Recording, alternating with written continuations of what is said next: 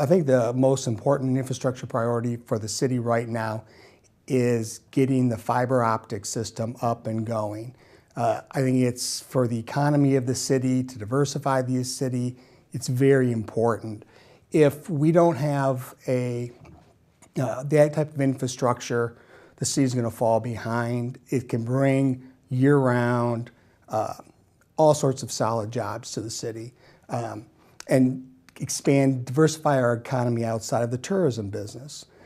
If the city commission, unfortunately, doesn't have actually a say on that directly, but we do have 2 city commissioners on the Light and Power Board, and I think it's important for the city commission, and if I was elected, I would ask to be on Light and Power Board to really push that, to move that issue forward. Overall, infrastructure, city does a pretty good job. They devote a lot of the resources. Traverse City, if you go to other cities and communities, is in much better shape. We don't special assess people to repave their street. I think those are all positive things. I am a little concerned about the city's focus these days on just very large projects.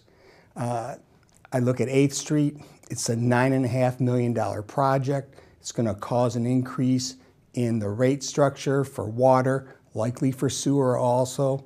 And I'm not saying that those water lines and those sewer lines shouldn't be done, but when the city commission looks at all their projects, we need to look long term. What's the next project and what's the impact going to be on the citizens? We need to also involve the city more in city residents and issues such as sidewalks. I have a neighbor or a friend who lives a resident on the east side of the city, and he tells me a story about how his father-in-law, who's from Italy, comes to visit him, and he goes out for a walk, and he comes back and says, "You don't like walking in the city?"